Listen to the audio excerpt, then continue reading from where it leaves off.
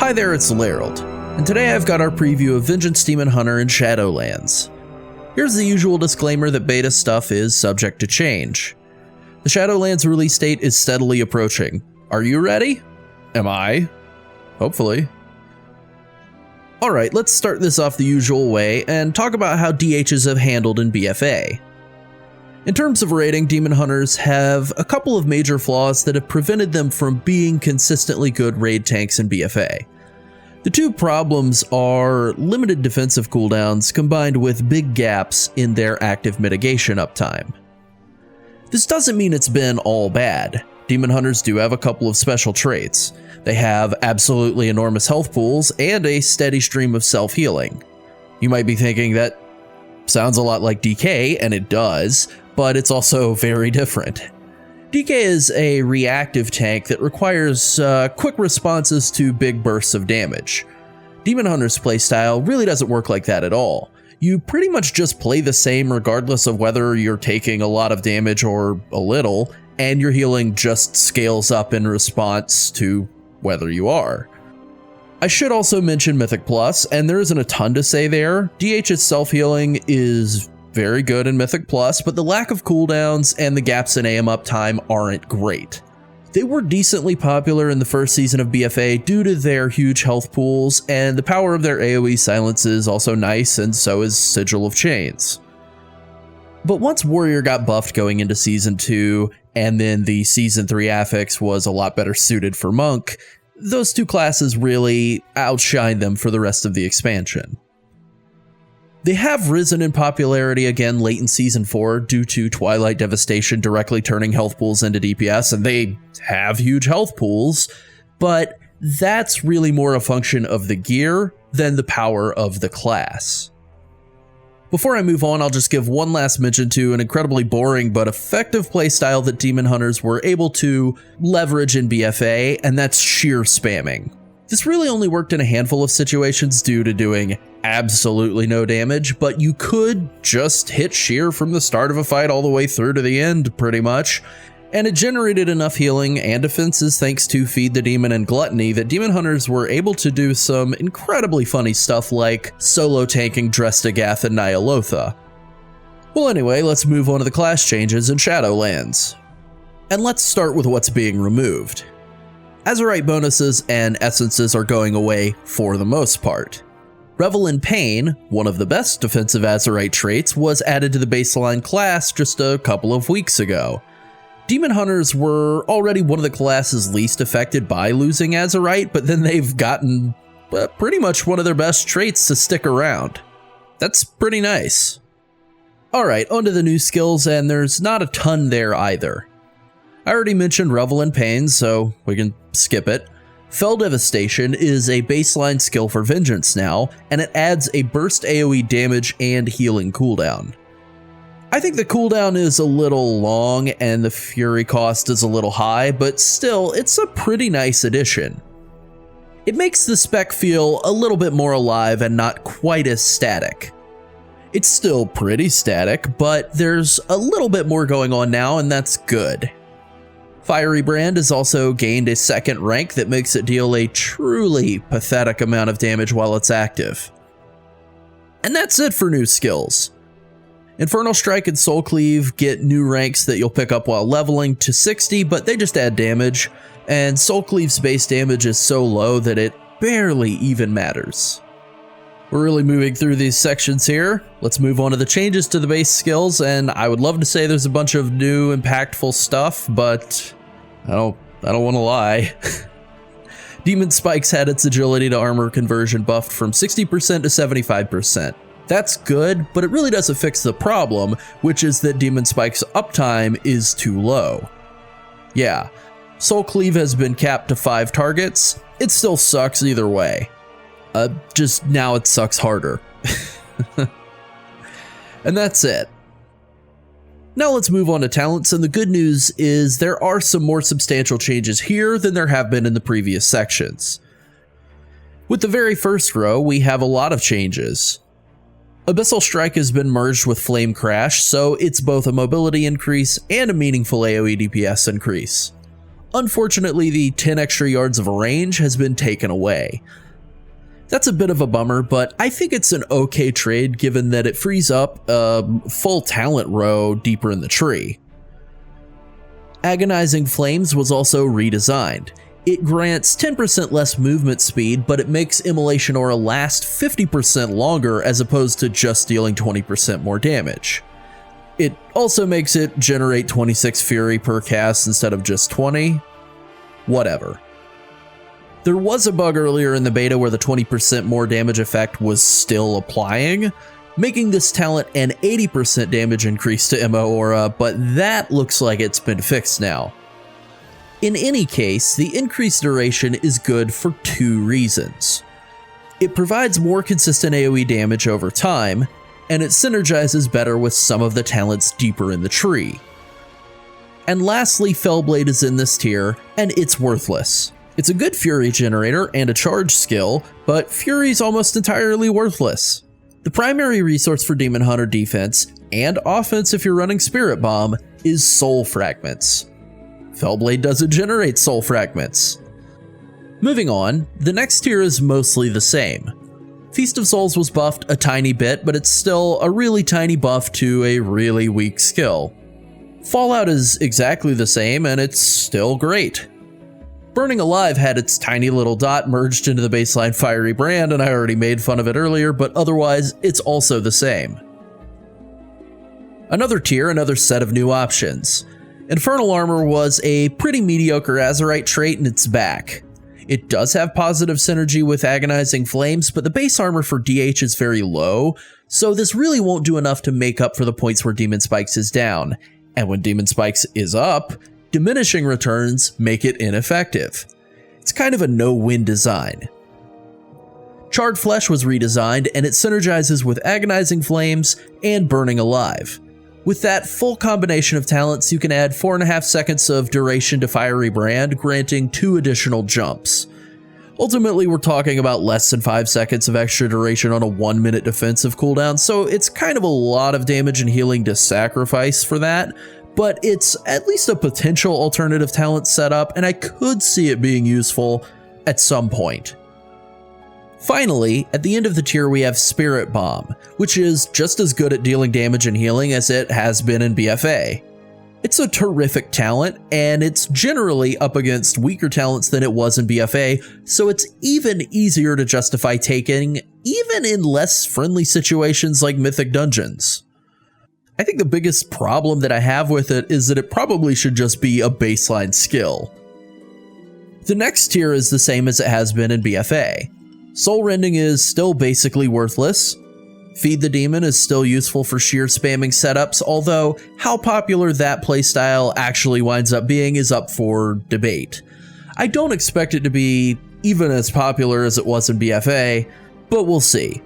And finally, Fracture is the best talent in the row for generating souls to power Spirit Bomb, and it's still terrific. The next tier is also unchanged. Although Quickened Sigils, the weakest talent in the tier in BFA, has some really nice synergy with the Kyrian Covenant ability. Otherwise, Concentrated Sigils is the best DPS increase, and Sigil of Chains is the best for controlling adds in Mythic Plus or add fights. Alright, another revamped tier. Void Reaver and Soul Barrier were moved up from the final tier, and they're basically the same as ever, which means they still have the same problems. Void Reaver adds a consistent chunk of damage reduction, which sounds nice, but that just doesn't really vibe with how tanks work. You don't die because you took 6% too much damage throughout the course of a 10-minute fight, you die because you took 80% too much damage from some dangerous ability over the course of like 3 seconds. Soul Barrier provides a modest shield, which is more conducive to surviving burst damage as a tank, but the shield just isn't that big, and Soul Barrier is still on the GCD. That makes it a DPS loss, and if you're using Spirit Bomb, which you probably will be, the fact that it consumes souls makes it even more of a DPS loss. So, not great. Demonic, on the other hand, is incredibly easy to use, it just works automatically, and it gives you uptime on a way stronger all-around cooldown. This is basically the replacement to the BFA talent Gluttony, which randomly procced 5 seconds of Metamorphosis on a proc rate of 1 per minute. Because it's tied to using Fel Devastation, there's no chance of RNG swinging in your favor, but generally speaking, this is actually a big buff over Gluttony. It actually works a little better than it's written, even. You technically enter demon form the moment you begin channeling Fel Devastation, and then by the time you finish channeling, you should have 8 seconds of Metamorphosis left over. Again, Meta's a really strong defensive and resource generation cooldown, so this is a really awesome talent. Okay, last tier, just take Last Resort. Ha! Ruinous Bulwark and Bulk Extraction are both new, and I think the best thing I could say about them is that they're different. Getting extra healing from Fel Devastation is okay, but the Overheal shield has serious diminishing returns, especially when it's combined with all the defensive value you get out of Demonic. It's also a little disappointing that it doesn't add any damage or anything other than just more overhealing. Bulk Extraction technically does add damage, and it at least makes setting up a 5 Soul Fragment Spirit Bomb way easier in Mythic Plus, which is good on pulls, but the cooldown on it is too long. The damage on the Bulk Extraction hit is also really, really bad. It does 10% less damage than Throw Glaive. I mean, come on. That's your 90-second cooldown in tier talent? You gotta do better than that. All in all, I think the talent reshuffle for Vengeance Demon Hunter has been pretty successful. There are obviously still some changes I would like to see, either to increase the uptime on Demon Spikes or make Demon Hunter less vulnerable while it's not active, but a couple of builds seem pretty appealing. I would say I'm pretty happy with talents for the most part. Rotationally, Demon Hunter hasn't changed much. You will want to include Fel Devastation in the rotation, of course, and its large fury cost is a little prohibitive to using it immediately on pulls. Still, if you leap in, Immolation Aura, and cast 2 Fractures, you're more than good to go. Demon Hunter has so much excess fury, and being able to dump it into something better than just Soul Cleave feels very nice. Other than that, it's pretty much the same, and there's really nothing wrong with that. Alright, we've made it to the most important section of this video. We've covered everything that's changing for the base class. We're about to move on to all the new Shadowlands features and bonuses, but first, I'm going to ask the 3 most important questions about the class. Is it good? Is it fun? And how does it compare to other classes? Okay, first, is it good? Yes. It's not great, but it is pretty good. Vengeance in Shadowlands is very similar to what it has been for the 2 expansions it's been in the game. It's mobile, it does a lot of AoE damage, and it has pretty effective self-healing. The AoE damage in particular is very noticeable, despite everyone else being target capped and nerfed, and for the 2 classes that still deal good damage, Prot Warrior and Prot Paladin, they're built around doing it during cooldowns. DH doesn't really need or have cooldowns, it just constantly does a lot of AoE damage. DH is flourishing. Of course, it still has the limitation of low Demon Spikes uptime and pretty weak defenses when Demon Spikes isn't up, and that makes them less reliable than the more popular high-end raid tanks, specifically Monk and DK. Is it fun? Absolutely. Vengeance has always been fun in Mythic Dungeons, and that's very much still the case. I don't really enjoy it as much in raids, and that's because a lot of the fun aspects of the kit that really shine in Mythic Plus, like Sigil of Silence and Sigil of Chains, and obviously your constant high AoE damage, those all really don't translate into that much of an impact in raids. They can on some fights, but most of the time they tend to be a lot less valuable than just like being able to stagger or death strike. And finally, how does it compare to other classes? It's okay. I mentioned Demon Spike's uptime before, and I'll also point to the lack of defensive cooldowns as being really the 2 issues that hold the class back. I had come into Shadowlands really hoping that Demon Hunter might finally get some kind of constant secondary defensive tool like Ignore Pain, or the damage reduction that Pallies get from standing in Consecration. Demonic Wards helps a bit, but it's not really enough considering that Demon Hunter has such incredibly low armor values when Demon Spikes is not up. The class just needs some other skill or passive or some kind of defensive bonus to shore up the gaps left in between Demon Spikes casts, and unfortunately they just didn't get one. Blizzard didn't really add any other defensive cooldowns to compensate either. Fel Devastation is very cool, and getting a predictable Metamorphosis buff out of it is very cool. Doing respectable AoE damage and self-healing is great. Easier access to Spirit Bomb is great. The class is doing better than it was at this point in BFA. That's maybe not a super high bar to clear, but I still think it's a good thing. I think defensively, Demon Hunter tanks are around the same level as offensively spec'd Prot Warriors, and probably ahead of Prot Paladins. Unfortunately, they don't have the same burst damage as those two classes, and they're not as defensively reliable as Monk or DK. I think ultimately, all of those issues wind up holding the class back a little bit, and probably puts them just a tier below those other tanks. Now on to Covenant abilities, and I said this about Warriors, but it's true here too. This is the most interesting thing coming to Vengeance Demon Hunters in Shadowlands. Let's start with the Kyrian Covenant. The signature ability is Summon Steward. You summon a friendly little non-combat minion who gives you a reusable health potion that removes curses, diseases, poisons, and bleeds. It's on a separate cooldown from your regular health potion and health stone, so it's really nice. Your steward can also function as a vendor or a respec tome. I would argue he's the most useful of all of the signature abilities, even with all of Demon Hunter's self-healing. You just never can have enough heals. The Demon Hunter ability is Elysian Decree, and it's really good. Despite not having sigil in the name, it's a 5th sigil, and it is affected by concentrated sigils and quickened sigils. Because it just does direct damage and that's it, concentrated sigils doesn't really do anything for it, it just forces it to cast at your feet. And you can just do that with a macro. Quickened sigils cuts 12 seconds off of the cooldown, which isn't really all that much, but it's clearly the best DPS increase in that tier. Having to choose between that and Sigil of Chains is a bit of a bummer, since you're usually going to want Sigil of Chains in Mythic Plus, but the potential to pick up some extra damage if you don't need Sigil of Chains isn't bad. It's also nice to see some synergy with some underutilized talents. The soul generation from Elysian Decree is good.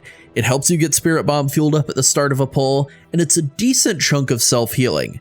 It will generate 3 soul fragments regardless of whether you're in single target or AoE, which makes this ability really versatile. It scales really nicely into AoE, but it isn't horrendous in single target either.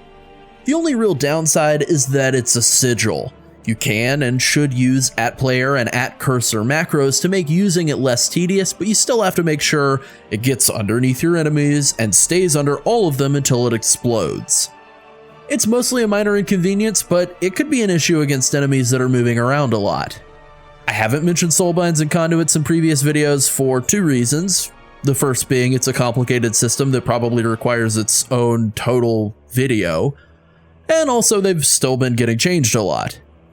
I think we're now at the point though where big changes to conduits probably won't happen before release, so I want to include them. Each Covenant skill has a Soulbind conduit that buffs or affects it in some way. The Kyrian conduit for Demon Hunter is pretty nice. It makes it explode a second time for less damage. This really amplifies its value in AoE. It's very good. Next up are the Necrolords. Their Covenant ability is Fleshcraft, and it's a 4-second channel that isn't interrupted by damage. It grants you a shield worth 20% of your health pool, although that can go up to 50% if you're standing over the corpse of an elite. This is my least favorite of the Covenant abilities. After killing a pack in a Mythic Plus dungeon before you move to pull the next one, this is a decent bonus, and it is a bit better for Demon Hunter than other tanks due to their enormous health pools. It's just still not that great. It's a much better option for non-tanks, and it really is just a drop in the bucket compared to all of the self-healing you're going to do as Vengeance. The Necrolord Demon Hunter skill is Fodder to the Flame, and it is shockingly bad. It summons a demon to attack you, and when you kill it, the demon drops a pool that buffs you and debuffs your enemies. I'll start with that second part because it makes it so much worse than the tooltip indicates. Because enemies have to be in the pool, it means that ranged enemies who are outside the pool won't be affected. It means that environmental damage like quaking or bursting or tons of raid boss abilities don't count. Also, 20% attack speed, really? I know what you're thinking. Isn't attack speed worthless to Vengeance Demon Hunter? No, it adds 20% more attack damage with auto attacks only. It's worthless. I'm sure some of you are saying, but Llarold, it gives you a demon soul. You forgot the demon soul part of it, you idiot. That's the whole benefit. And true, the demon soul does give you 20% more damage for 15 seconds, and that's okay. But given the 2-minute cooldown, that's worth a total of 2.5% more damage. Also, and this is clearly burying the lead, other players in your group can see and attack the demon, which means that in raids, a fire mage can pull it away and kill it, rendering the entire buff useless because it's 20 yards away from where the boss needs to be. This might actually be the worst Covenant ability in the game now. Since I hadn't mentioned it, the demon actually deals a pretty decent chunk of damage to you as well. Just to demonstrate, I opted to summon one and auto attack it down just to watch it and see how much damage it does without me doing any self-healing. While I obviously could out-heal the demon just on its own, it seemed to deal about 20% of my health over the span of 15 seconds or so. They're no joke, and if you add that extra damage in while you're already tanking something that deals a threatening amount of damage, you might wind up dying before you get your bonus. This is the only defensive cooldown I've ever heard of that deals damage to you. It's just awful. The Necrolord Conduit just increases the duration of the pool, so it's pretty boring. Don't go Necrolord as a demon hunter. Next we have the Night Fae. Their signature skill is Soul Shape, which gives you a modest speed boost that you can reactivate to blink forward 15 yards. It looks great, but it ends early if you use other offensive skills, so it's really not a useful skill in combat. That's kind of a letdown, and Demon Hunter really doesn't need the mobility anyways. Speaking of not needing mobility, the Demon Hunter Night Fae ability is the Hunt, which has a very cool Illidan-ish name, but isn't really all that good. It's basically just charge on a 90-second cooldown. It does a tiny bit of AoE damage along the way, and it does grant you a 25% leech buff, or debuff rather, for 1 minute on the target, but leech against one target just isn't really all that good for a tank. Also, it has a cast time? Cool. This is also bad.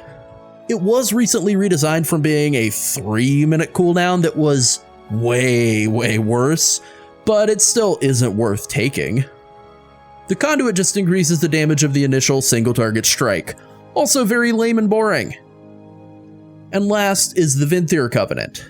Their signature ability is Door of Shadows, which is a ground targeted teleport. This could be useful for teleporting past trash packs and Mythic Plus, but aside from that, it's not all that terrific. It has a cast time and it has a lot of overlap with Infernal Strike. You can never go wrong with more mobility, but it's just not a game breaker on its own. The Demon Hunter class ability is Sinful Brand. It is a massive single target dot that reduces the enemy's attack and cast speeds by 30% for 8 seconds on a 1-minute cooldown. That defensive bonus sounds a lot better than it is. Assuming a normal 1.5 second swing timer, that reduces the enemy's auto attacks in that 8-second window from 5.3 to 4.1. So you get 1 less auto attack per minute. That's really minor. It's still a good and incredibly simple skill, so I don't think the low defensive value is necessarily disqualifying. It also makes Metamorphosis cast Sinful Brand on all nearby targets, which turns your major defensive cooldown into a really good AoE offensive cooldown too. It doesn't work with the demonic interaction with Fel Devastation though, so don't worry about that. The Venthyr Conduit reduces the cooldown of Sinful Brand. This doesn't really make it any better for burst damage, but it does make it available a little more often. I don't want to undersell it. At max rank, it is a 25% DPS increase, but the Kyrian one at max rank is a 40% DPS increase, and it actually increases your burst damage. So I think this one is a little weaker. Alright, giving letter grades to all the covenants, I would go A for Kyrian, D minus, F minus for Necrolords, C minus for Night Fae, and A for Venthyr. I really think you could go either way when it comes to Kyrian and Venthyr. Kyrian does more damage against 4 targets or more, so for Mythic Plus pushing, it is the one I would recommend. Venthyr is more consistent for DPS, and there's no chance that you'll ever miss your shot. It's also a lot more well-liked by Havoc Demon Hunters, and while that's not something I have been taking into consideration thus far, I really like Havoc. A lot of people do. When you consider the signature skills, the value is basically reversed. Venthyr is clearly better for Mythic Plus since you can use it to easily skip packs, and an extra health potion that removes bleeds is insanely valuable while raiding. Ultimately, each covenant has a clearly defined niche. You should take what works best for the content you consider your highest priority, but I really think that for the overwhelming majority of players, you could just flip a coin and wind up very happy either way.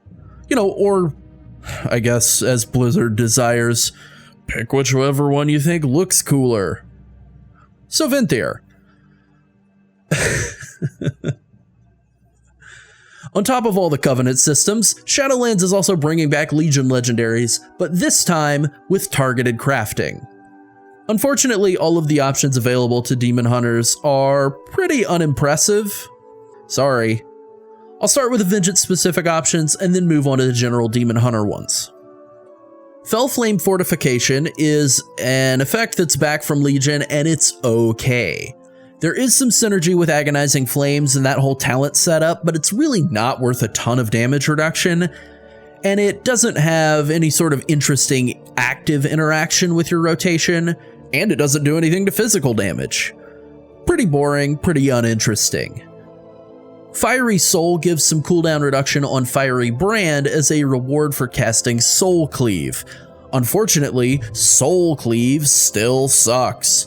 This can be a useful super defensive setup that runs the Agonizing Flames, Burning Alive, Charred Flesh setup I talked about in the talents section, but you really sacrifice a huge amount of damage and healing to get that extra Fiery Brand uptime.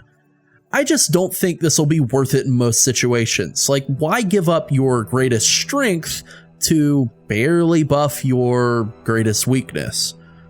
At that point, you could just play another class, right? Razlik's Defilement makes Soul Cleave. Again, why does everything tie into Soul Cleave? It makes Soul Cleave reduce the cooldown of a random sigil. Now, you can use this to get cooldown reduction on Sigil of Silence or Sigil of Chains, which isn't bad. Or you can forego using any sigils other than Elysian Decree and use this to reset its cooldown more quickly. I think there's a chance that could be an interesting alternate playstyle. I don't think it will wind up being competitive or as popular or as fun as the standard Spirit Bomb setup, but it's an interesting idea. Aside from that, I don't really think there's much value to this at all. It wasn't popular in Legion. It probably won't be in Shadowlands. And finally, Spirit of the Darkness Flame is back in the mix. It's another Legion legendary that really wasn't popular at that time, and it probably still won't be in Shadowlands. Under the ideal conditions, it can buff up your Fiery Brand to the point of doing around a Sinful Brand's worth of damage, which isn't bad, but stacking it up to full requires that you are in AoE. So it's a single target damage increase that only functions correctly in AoE. It's probably the best of the Vengeance-specific legendaries available, but that doesn't make it good. Alright, on to the general Demon Hunter legendaries. First off is Collective Darkness, which seems like it's probably a lot better for Havoc than it is for Vengeance. It summons a Havoc Demon Hunter to cast I-Beam whenever you use Fel Devastation, and that's it. It just adds more damage. The I-Beam does about half the damage of Fel Devastation, so it's a little bit, but Not all that much, and it certainly doesn't feel legendary. Dark Glare Boon is actually pretty good. 20% is, I think, too low, but even still, this absolutely seems like the best legendary of the bunch. The increase to Metamorphosis uptime can be quite substantial. And when you get Dark Glare Boon, oh my god, that name is impossible to pronounce. And when you get Dark Glare Boon procs, casting Fel Devastation again while Metamorphosis is still active works just like Gluttony and Vision of Perfection have in BFA. It extends the buff duration without capping the duration of Metamorphosis. Again, it can be inconsistent. 20% wouldn't necessarily be a problem if the base cooldown of Fel Devastation weren't 45 seconds, but sometimes you get multiple procs in a row and man oh man, that's a lot of damage, healing, and tankiness. When it's nice, it's real nice. Darkest Hour is next, and it's bad. I cannot imagine a scenario where triggering an RNG AoE defensive cooldown when you drop below 35% health on a 2-minute cooldown could possibly be appealing. And you have to give up other legendaries to get it. Just awful. Half Giant Empowerment is last, and it straight up doesn't work. Like, at all. If it did, it would still be pretty much worthless. Adding a sprint into Metamorphosis is just such a weird idea and not a good one. But wait, there's more.